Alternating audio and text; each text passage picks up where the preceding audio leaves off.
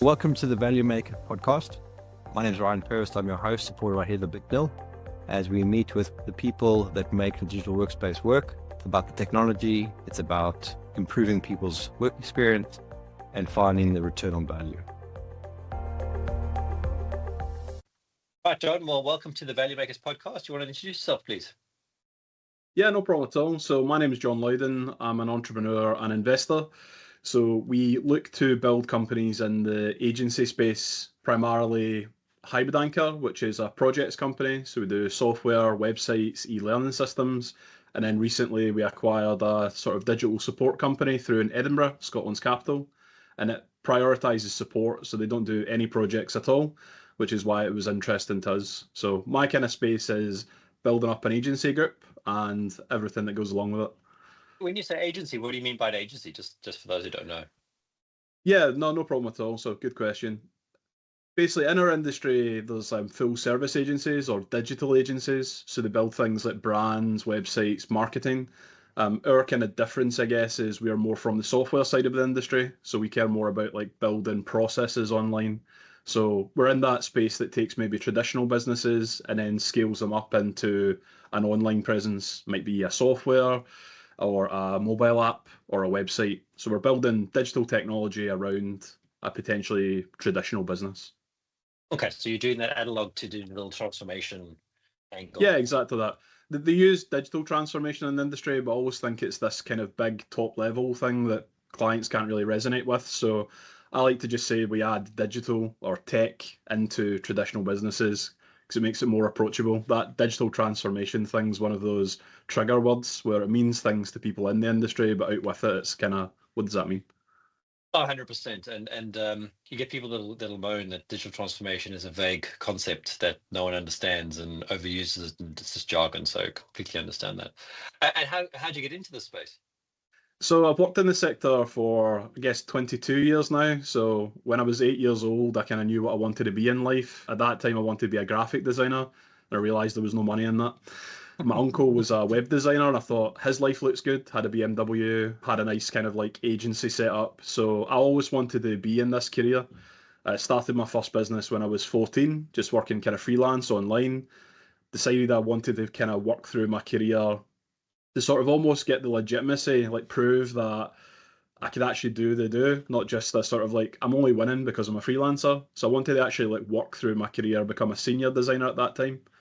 And then probably around about 7 or 8 years ago, I decided to make the jump out on my own to build an agency. That was full of its own challenges, but anyone that's started a business, it takes courage to do so, and it doesn't go as easily as you think it might. So you might be really senior in your career, but building a company is a challenge for sure. But we're successful, we've grown. We've certainly had the hiccups in the road, but enjoying what we're doing.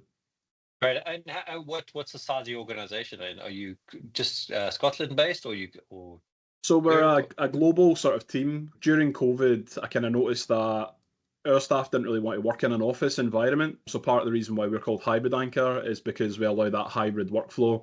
We should really be called Remote Anchor because all of our staff have really embraced this nomadic lifestyle. So we've got clients and staff all over the world. Some of our team are in Cyprus, Serbia, Dubai, Philippines, Canada. So we're very dispersed, which a few years ago, I would have probably been all against, thinking that's not how you build a great team. How do you retain your culture when it's all remote? But in actual fact, now I see it as a really attractive proposition for an employee because if you work for us, you can travel. So you might log in from France, then travel through into Germany. As long as you're logging in and doing the output, like the actual physical work, it doesn't really matter where you're located. So I'm kind of pleased about that, but we're kind of named incorrectly because we're hybrid anchor and we don't work a hybrid workflow anymore. We work in remote workflow. Well, I was going to ask where the name came from, so that answers that question. How have you built the culture? I mean, what would you say your culture is? So for us, what we're trying to look for is what would you do for a client? So I always believe that you put the customer inside the circle in the sense of that's the key focus. So we're not really just trying to tick boxes and produce websites, build brands. We're trying to look at what is that client's actual challenges and then overcome it. So when we are hiring staff, we're always looking at how can we help the client with their kind of challenges and have that culture of if there's something we can do here or adjust to give value to the client, then let's make sure we fold that into how we deliver. So it's a big thing when we interview people, we're asking them, can you give me examples of where you put the customer first, or tell me how you feel about client relationship? Because what I'm trying to do is determine, does this person care about things out with their own ego and their sense of self?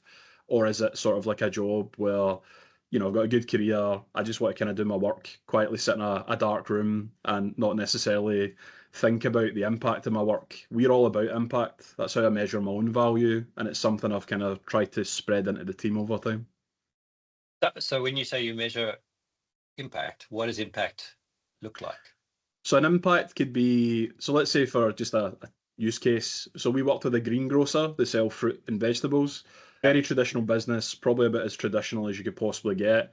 The guy that runs it, Stephen, he is very driven. He follows people that use TikTok. He tries to use influencers and digital technology. So he's the perfect kind of client for us where we can kind of add impact to that. So in his use case, what we done is looked at it as, what if we built a subscription-based service so you could effectively send boxes of fruit to offices, out to houses. So building that digital harness around a traditional business. And he's been able to 3x his sort of subscription base because he's using social and networking to drive sales towards an online channel where he's got like an average order value that's recurring rather than, oh, I quite fancy strawberries this weekend, so let's go down the shop and buy some. So he's almost taken that hyper convenience but used a digital method to do it. So that's a really good example of where tech actually sits in that traditional business model and it can really amplify the sales. I don't think you would get the same growth if it was purely traditional. And even that counts as like a basic website. Having that subscription element has unlocked growth for him. And that's a good example of how the team can use their skill set to benefit the client. Yeah, so we would call that return on value. And whatever the value is, but I love that as a story. And how did you find him as a customer? Were you ordering fruit from him before, or did he come find you? Yeah, so I'm a big networker. I get about. So I meet people and I'm always interested in people's stories. So rather than telling them what my business is doing, I always kind of like try to ask, like, how did you start? And that's interesting. How do you make money from that? Because when you look at what they sell fruit from, it doesn't sound like it would be a big business. Like you sell apples and oranges, but when you dig into a person's business, they start to reveal these little kind of structures where actually an average order value is this. This is our profit. We've got 6 vans. We've got 3 warehouses, and you're thinking, well, you're obviously doing quite well then. So as I kind of get to know the client, I'll then start to ask them questions, sort of probing questions like, how do you market your company out of interest? Or, have you actually thought about the website driving sales? So we're having like a conversation, not necessarily to sell them, just to learn what they're trying to do with it. And if there's a solution that we can offer, then we usually just bring it up. But I've known that client maybe 4 or 5 years before they came on board with us. Interestingly, we started out life doing his hosting, and then at the bottom of the website it said website by Hybrid Anchor, and I must have got around about 4 or 5 email communications per week saying, you didn't build that, did you? I was like, no, we didn't build that site.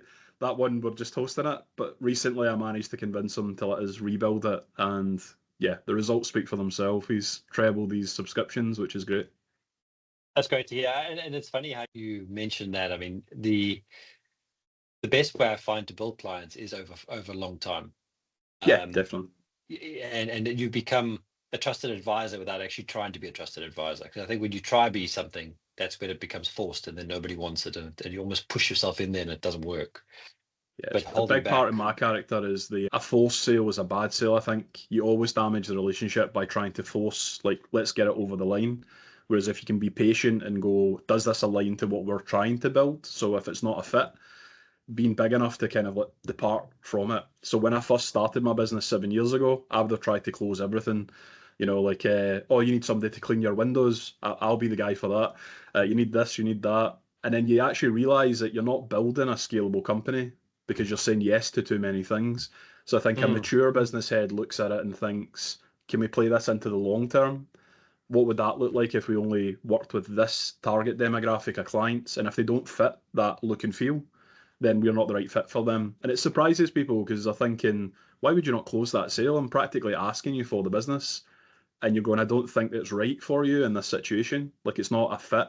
for what we're trying to build. Yeah, I can understand that, and especially in the startup world where you're just trying to make revenue. Yeah, of course. And you can First easily year get survival, isn't it? Yeah, and the longer you survive, the more you can play the game. And sometimes it does lead to a good pivot. But I hear you. I mean, if you're a software developer and you're taking on washing windows jobs, unless you're building a machine that washes windows that you can Yeah, program, of course. it's definitely not aligned. And your sort of plan with the business. I mean, what is the plan for you? What's your vision? So around about 4 or 5 months ago, the vision was to hire additional 40 staff. So we want to create a lot of jobs here globally, not just in Scotland. And that was a sort of like 3 year target. We're on track to do that. So we hired 7 people in the last month and a half. So we're scaling fast, which is great. But looking at the bigger strategy, where I see our growth coming from is building a group of agencies. So we have sort of like specialization. Hybrid Anchor only does projects like web apps, mobile, and websites. Off Canvas, that support company I purchased around about a year ago, they only do support. So it's a very unusual kind of setup for an agency. So our future is to look at that and think, well, we don't have a marketing agency inside our mix. So that's what I'm actively trying to acquire just now. So we're trying to build an agency group rather than becoming a single company that does full service. So almost like overwhelms the customer thinking, how can this person do 200 skills? The way we Yep. solve that is by having isolated kind of companies. How is that going to run together then? I mean, are you going to treat them as separate brands completely and talk about them as Yeah. partner companies, or? So right now what we do is we class them as sister companies, like as you say, partners. So Hybrid Anchor builds and Off Canvas maintains. If we purchase a marketing company, which seems likely in the next 6 months, that'll be about growth. So when there's a distinct category, that's what we'll do. If it's something that looks like Hybrid Anchor, feels like Hybrid Anchor, pretty much is Hybrid Anchor, then we'll merge it flat into our infrastructure. So we will merge companies, that's inevitable, but the way I'm looking at it is marketing, maintenance, and projects are all separate pillars. So we will keep them distinctly different, but they will complement each other. And that way the client's always getting the best team rather than sort of, yeah, that guy's also an expert in maintenance, but he's kind of distracted because he's got project deadlines. I don't like that sort of unbalance of the scales. I prefer people that are dedicated to one purpose because I think it drives the company stronger. And are you privately backed for this, or are you buying with a VC behind you, or? I'm sorry, I'm just Yeah. curious about how No, you got to this it's a point. great question. So the typical model is a VC model. I'm not a fan of VC. I like to learn from what they do and what they invest in, but we are privately backed. So generally what I do is I build the profit up in the companies I own. So I've got investment in 3 companies. I own 2 companies outright. We basically store our profit and then we look for opportunities to acquire. So especially in this kind of market, there's a lot of people that were in the baby boomer generation. They're hitting their 50s and let's say 50, 60, 70s now, and they might be looking for a liquidity day. So they want to get their kind of 20 years or 15 years of hard work and get a payout. So we could pay them a multiple on net profit, make sure they get a really nice kind of payday. In the UK, that used to be 10% on the first million, but now that's going to, with a recent budget that our government has done, it's going to be up to 18%. So there will be a lot of probably exits in the next, say, 6 months, and we want to be a part of that. But it's a kind of smaller scale. It's privately backed. We're not buying things that are in the tens of millions. It's probably like the anywhere from a couple of £100,000, Great British pounds, through to maybe like 2 million. That's the kind of scale we play at. And then we kind of add it to the infrastructure. Once we've built up the profit and that's all been settled, we can then roll into a bigger kind of acquisition. So it's kind of like property, where you buy the property, you add the value, you take the equity out, and then you roll into your next property. We don't sell our agencies, we're buying to hold. So we're trying to build up a bigger group. Because I noticed early on in my career that by acquiring an agency, you could kind of double your turnover and your profit with one transaction. Whereas to think about how long it would take you to onboard, say, 50 or 60 clients with a 17-year history, that's quite a challenging thing to do. 17 years is actually quite a long time in business terms. Most businesses have already failed by that, 3 year, 5 year, and 10 year kind of gap. So I've noticed that if you buy an older agency, you're kind of buying that reputation in the market. This thing has existed for more than that duration, which means it has standing power. So it's attractive for me as an investor to buy them. But VC's a slightly different kind of world. They're obviously looking to take a stake in that. They like to work with people like myself, so we've been offered pension funding in the past to sort of like put that money to work, big pool of money. But I like to do deals where I can back them. So if I know like I could fund this personally or through my businesses, that's the type of thing I'm looking to acquire. Right, very interesting. I'm fascinated to know. How do you find agencies to buy? So I think it's mostly network based. So kind of like the conversation we're having right now. So people listening to this podcast might be in that demographic and they maybe think, okay, I hadn't really thought about that. So let's say last week I put out a post on LinkedIn and I just said, it's a bit forward, but we're in the market looking for a marketing agency. If you know anybody that's maybe 50 to 70 years old that's looking to exit, I'd love to speak to them. I generated 9 inquiries off the back of that post, which doesn't sound like a lot of inquiries. However, they're sizable agencies. There's, a £1.6 million valuation company in there, a 1.2, a 1.4, a 600,000, some smaller stuff that doesn't really make sense. But that one post has generated 9 inquiries. People will maybe see me on a podcast or deliver a public talk or have a coffee with me. And I always try to mention that we do that. So I think because I've had separate companies, if I'd merged them all together, I wouldn't be able to have that conversation. But because they're separate, people get curious and they go, so tell me, you've got 5 companies, how does that work?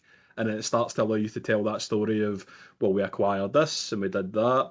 And then people maybe, they won't necessarily exit to you, but they might know someone and they say, do you know what, you should go and talk to Ryan. I know he actively acquires businesses in your space. He could get you that liquidity that you're looking for. So I kind of use networking and sort of influence through that network to generate the opportunities for me. I don't think buying from the marketplace websites is the best place to do it, funny enough, because basically there you've got an abundance of buyers and you're going to have lots of people talking to them, maybe messing up the deal. The person thinks it's worth 2 million. Reality is it's probably worth one. But because there's people that are amateurs at it, sort of like throwing numbers about, the person sort of going, oh, I could maybe get a £2 million payday. And then when you show them how the EBITDA and the sort of valuation of the company works, it's kind of like, oh, that's a lot lower or different to what I'd kind of seen. You're like, well, they've not factored in this debt, they've not factored in there's no management team. So there's a kind of criteria. So people have done it, they're familiar. So I prefer to get things directly, either through letter campaigns or just through asking. There's never been a harm to picking up a phone and saying to someone, look, I know this isn't maybe something you're looking at, but if you ever potentially wanted to exit, I'd love to get that phone call and have that discussion with you.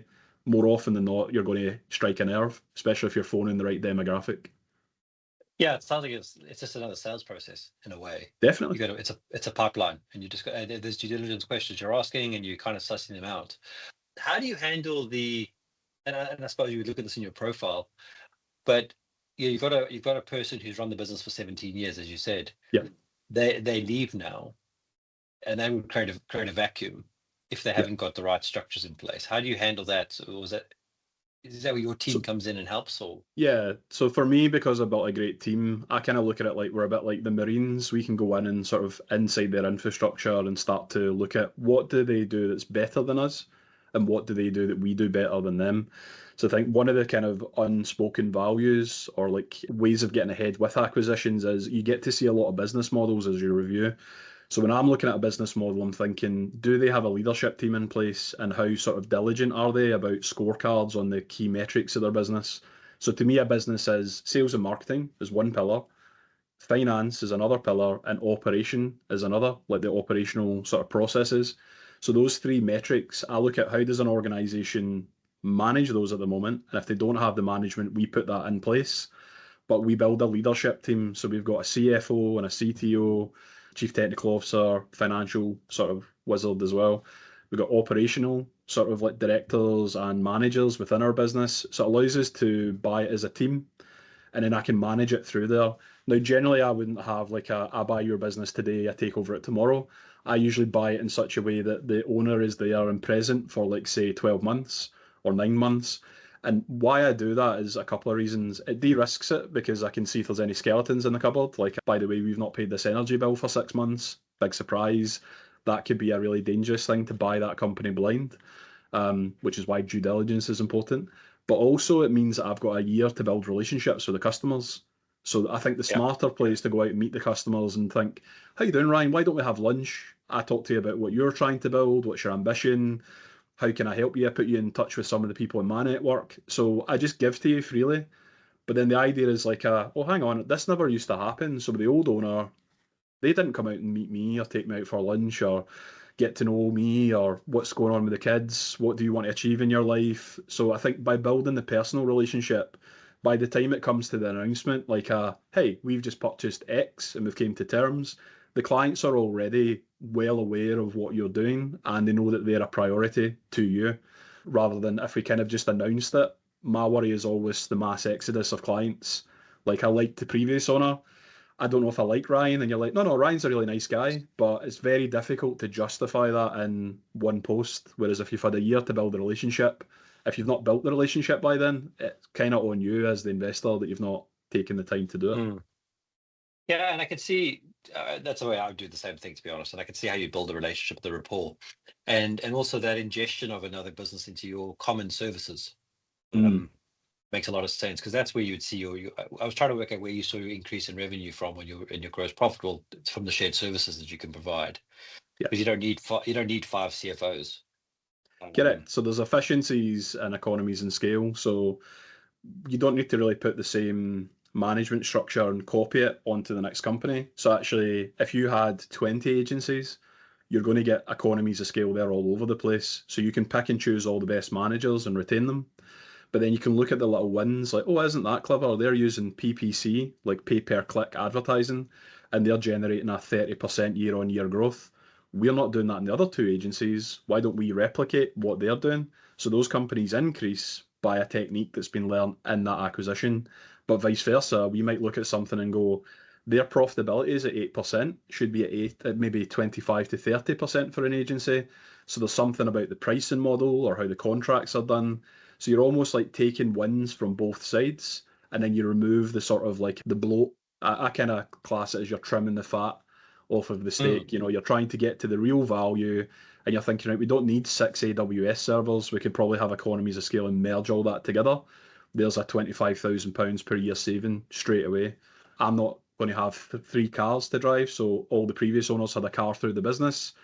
That's an easy couple of grand each month that you've saved just by removing those costs. But people, when they have one business, they think about their kind of turnover, their profit, whereas you kind of look at it differently when you don't need to pull a wage from it. So now you can start to go, maybe we don't pull that guy's salary, maybe we use that as our marketing fund for the group at wide. Yeah. So how do you manage each company then? I mean, are you the CEO of each one, or have you kind of play the role of group? Yeah. And That's the number one question I get asked is how do you cope with juggling 5 businesses? So I met a business owner that has 53 businesses, and it really sort of sparked something in me where I thought they look very relaxed, they look very chilled out, they don't look stressed at all. But if they're running 53 businesses, they're obviously not doing what I'm doing, which was operational and spinning plates and getting sales and doing tenders. They're doing something different. So instead of me just sort of like going, that's amazing, I said, can I take you out to dinner? I'd like to hear your story. And then when they explained to me what they'd kind of built with their businesses, they put in like a general manager, like a sort of like the person that runs the company. And then they manage the managers and the managers manage the team. And I think it's a real key to scaling agencies is you can't run, even probably 3 or 4 companies well. But as soon as you appoint someone, like they're the person taking ownership of that. So you support them, but it's kind of like an athlete team. Here's 12 athletes, and then I manage the athletes and I coach them, and then they coach my team. So there's like a sort of a layering you build. And I think that's that key thing is building a leadership team. Because if I try to juggle it, you're going to look very distressed and not sleeping too well. All the problems are amplified by however many businesses you own. So I think the key to that is letting go of the reins and trusting people to build up the companies. And I'm big on that. I like to empower people to make independent decisions and try to make myself useless in the sense of, what should we do here? And I kind of turn it back on the person like a coach and say, well, what do you think we should do, Ryan? How would you mitigate that problem? Or what's the best 3 strategies you can think of? And it's like, that sounds pretty good. Why are you not going with one of them? Oh, well, I just wanted to check it with you. And I'm just like, look, I think the way you've rationalised that, that's great. just have more faith in yourself. You're great. You've got this. That's better than what I could have came up with. And even if you would have solved the problem differently, it's trying to be the bigger man and not do that, because that's the thing that limits growth. Is as soon as you become like a cog inside your own machine, you're forever going to be the guy that signs off on all the decisions. And I don't think you can scale a business that way. 100%. 100%. You made the comment about being useless in the process. I always try to make myself expendable in Yeah. the process. And I've just moved from one business back to another one, and I actually got told by one of the guys, "We've gotten on without you for so long. Why are you here?" Why are you back? Yeah, why are you back? And I was like, well, that's a pretty good compliment. Yeah. So with a bit of a reset as well. So I think it's good to have those views on how you run a business. You don't always have to be involved in everything, but then also spinning all the plates is a bad place to be. And it goes back to our analogy of washing windows. Yeah. If you're not the right person to wash the windows, if you're not the right person to wash the windows, you shouldn't wash the windows. Great. So the name Sargasso Holdings, where did that come from? So all my companies have a nautical theme. So off canvas is the canvas on a ship. That I didn't name off canvas, I just bought it. However, it has that nautical element. Hybrid anchor. Anchor is like an anchor on a boat, like a strong foundation. So when I was coming to the process of naming my holding company, I wanted something that was nautical. So the Sargasso Sea is quite an interesting place in the world. So it's the only ocean in the world that's self-contained. And what I mean by that is there's no land barrier that holds the water. It's actually held by currents. So if you think about the analogy for a second, it's a company that's named after a limitless container, like Bruce Lee, be like water, my friend. It becomes the cup, it becomes the teapot. So it has an infinitely scalable model that self-contains itself in a container, i.e. a holding company. So it's a company that can hold as many companies there, but that's why its name Sargasso is. I like to analogy that in nature, and I thought it'd be a nice thing to call a company. So Sargasso Holdings is like limitless potential, a self-contained container that kind of like holds the value inside of it. Wow, that's pretty cool. Where did you find that? I read a lot and I just kind of like the word. It's maybe slightly difficult to spell, but I like meanings in the company. So hybrid anchor, as I mentioned, was based on that idea of a hybrid workforce with a strong foundation. Anchor's also been used in things like Boys Brigade as a symbol of hope, or like trust. So there's that. And then off canvas is that kind of like sail on a boat to propel you forward to help you be successful. So when I name something, I want a word that kind of like has a meaning. Doesn't need to be related. It's not going to be like John Loudon software design. I'm not a fan of that. I think you're better to have a name it sounds unique. It sounds like something that exists. It sounds substantial. So I've always kind of enjoyed that sort of like birthing process of a company, coming up with the name, purchasing the URLs, creating the brand around it. Yeah, that's pretty cool. I really like that. I always appreciate when a name has got a good story behind it. Yeah. Nothing worse than, as you say, Ryan Purvis software development, just irritating. Put some time into your name. And in fact, Value was a name that I came up with at the gym because I got so sick and tired of saying return on value. Yeah. And then it was one of the things you need to give it a better name, but you can't think of a name. And I was really in that whole fixation about you needed to come up with a one-word name. Yep. Yeah, and that's how Value came about. I was doing whatever it was. I was like, oh, why don't we just call it Value and just drop the E and make it a U? It's something that means something as well, though, because again, it sounds like something that's existed for a long time. So you're doing like the company Dribble that's got like the three B's in the middle. So it's a kind of like a slight misspelling, but it has like a stronger meaning because the word means something. So when you say value to someone, we all intrinsically get what that is. So it's like, again, an amplification. You're getting good value on your spend. It's a positive word. But again, then it's like, well, how's it spelled? And you're like, what's value with two U's? Like, again, really simple, easy to spell.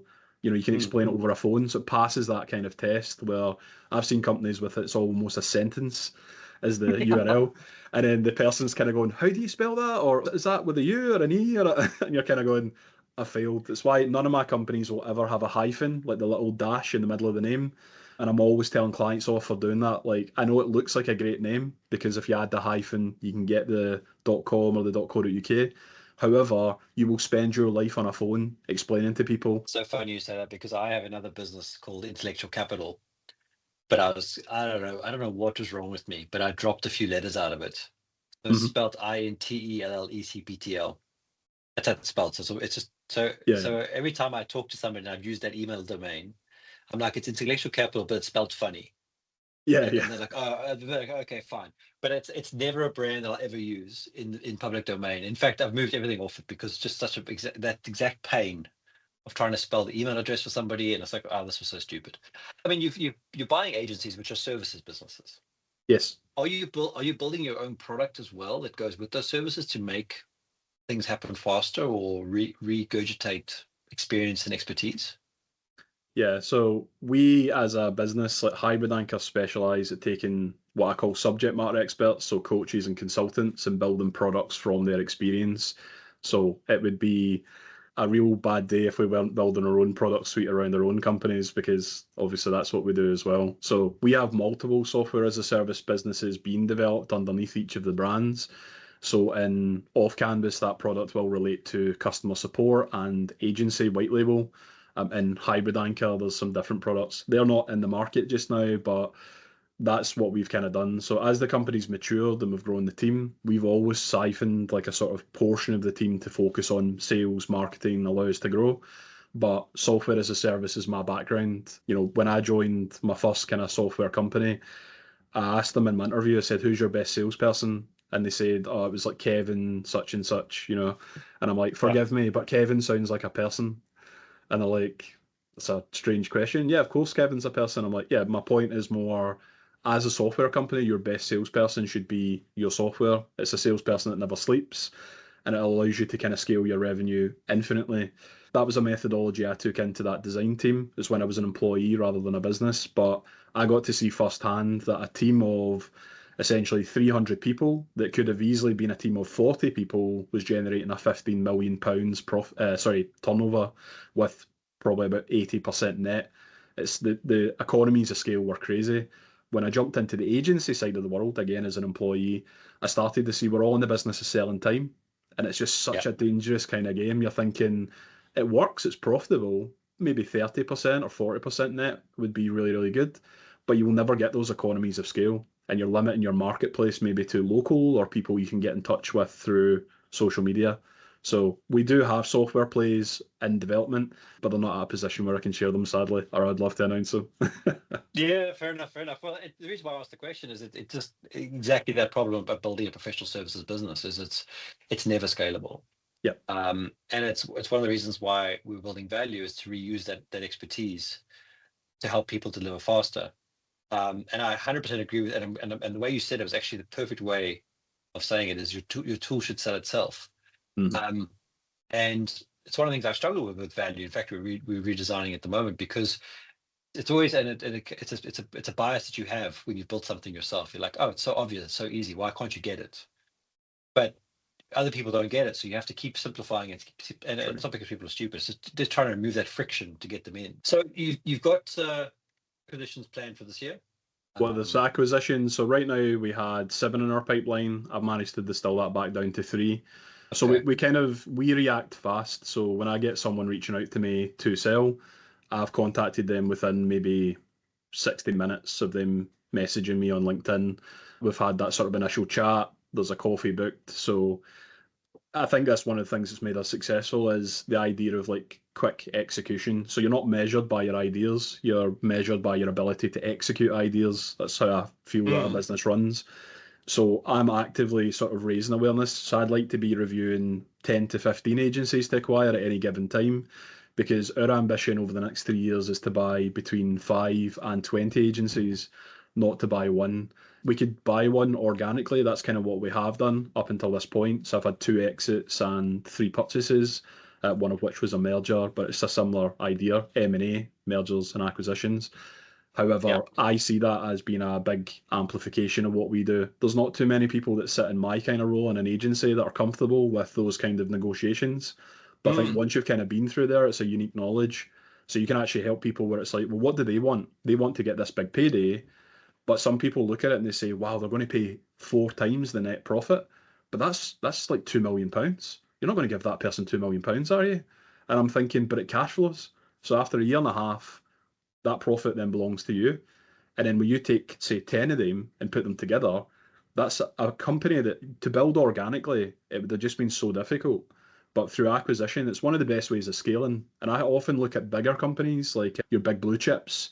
They all have to do acquisitions. It's a mandatory piece. You mentioned What a VC. good. If a VC invests in a company, one of the first agenda points they have is we're going to give you all this capital, but you as a CEO have to put this to work. So what are you doing with this Hmm. capital to grow?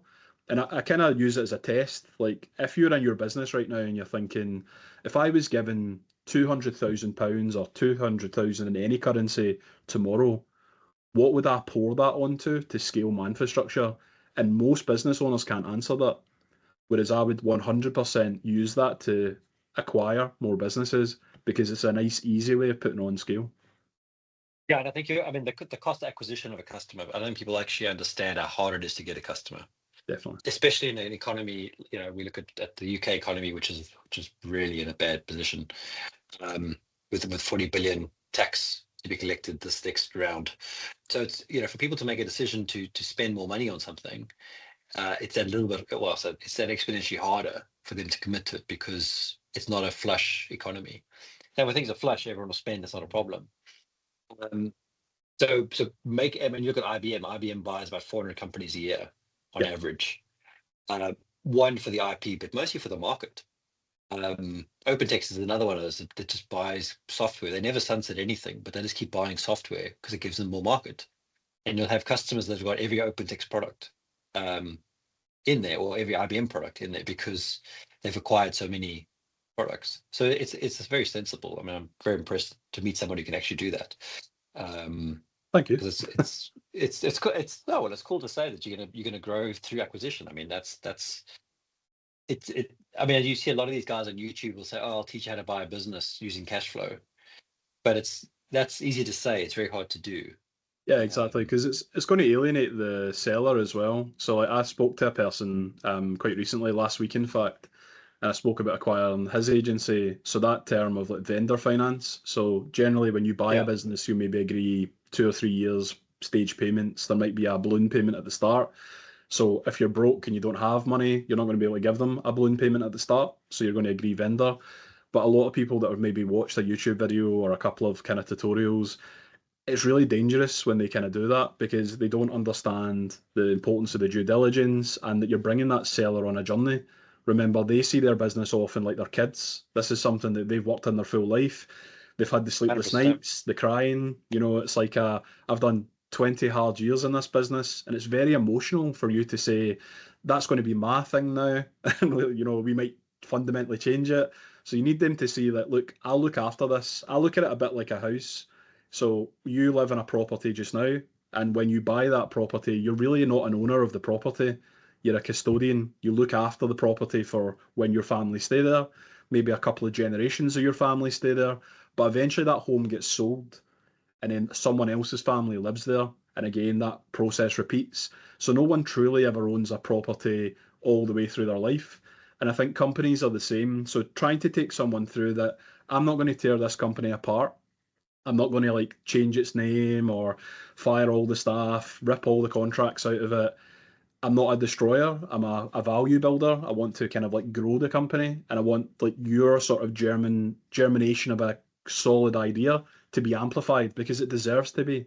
And I think that's what I try to do is leave like a sort of chain of people I've purchased from that are my biggest advocates because people say to me, well, how do I know this is square? Or how do I know this is going to be a good deal for me? And I was like, well, look, it's actually bad for me to justify it because I'm biased. You'd be better to go and talk to these people that have exited to me, and then you can see one on my social media how I talk about the companies, and it's always positive. I do make changes to them, but it's for the benefit of the client, and I don't have anything against the previous owner, so they can see that I'm not in that business of sort of we bought this, oh they did this terrible, here's how it should be done, and it's like you're not going to get other deals if you do that because you need to kind of Mm. show that you're going to look after something, and I think that's probably the biggest reason why people would pick someone of that mindset to exit to rather than right if I sell to this person they're going to like tear all the contracts out, the fire all the staff, and it's kind of like is that how I want my legacy to be remembered?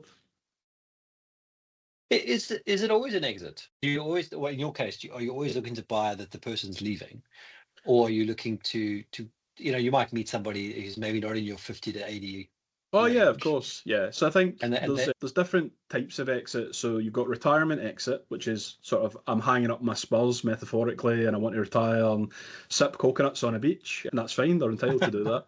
They buy a nice house, they buy a nice car, they enjoy their wealth. So that's the probably one of the most common. So that's one category. Another category at the total other scale of that other side is a distressed business. So someone that's running a business, they're maybe mired in debt, lots of kind of outgoing costs, struggling, worried that they're not going to be able to pay their team. They can't pay the redundancy packages. They've lost a big client. So they're in a kind of distressed sort of situation. So they exit because it's actually cheaper to sell a business for no money, and the person that acquires it takes on your debt, than it is to sort of exit or sort of just close it down by traditional means. And then you've got the middle ground, which is some of the agencies I'm speaking to just now, the owners are between 30 and 40, which is certainly not in that retirement demographic. But they can actually be some of the best people to buy from because they built a really scalable enterprise in a modern way. It's scaling like crazy. It's adding on 30, 40, 50% growth year on year, but they're in their 30s, right? So you get them a liquidity day. Let's say you're 31, 32 years old with 1.6 million sitting in your bank. You've extracted it at 10%. You're happy.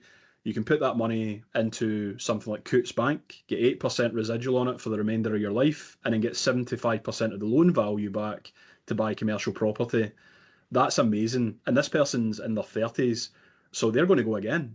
And they're going to go, I'm going to build an even bigger business. And then I'm going to exit that as well. So I think that's an exciting place to be. We tend not to buy the distress because although it sounds like you get a cheap deal, yeah, sure, you'll buy the business for £1 or, be given it for free. Sometimes they even pay you to take it off their hands because it's cheaper to pay £25,000 to give that business to someone than pay the £200,000 on all these liabilities you're tied into. That's not the side of the market we tend to look at. I look for the high growth. So I actually want somebody to get a bumper payday because I think that's the more exciting opportunities. They've kind of built the company up, they exit, and then I always kind of stitch in that question going, look, you'll probably go again, Ryan.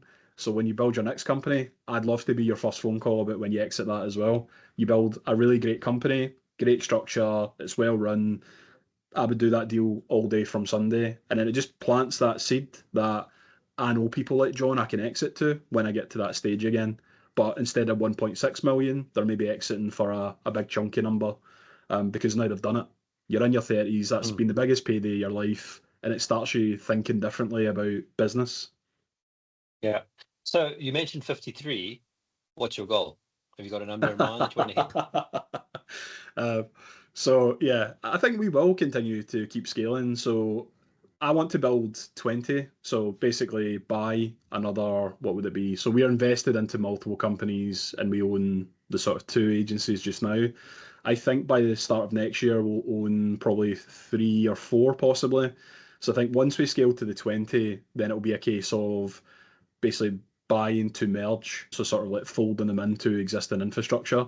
I don't see myself stopping that, to be honest with you. I think it's probably one of the greatest wealth vehicles is to build a company rather than sort of like investing in a pension. And this isn't investment advice, but like for me, it's like if you have a pension and you're getting a yield, let's say 7%, you can out earn that by purchasing companies.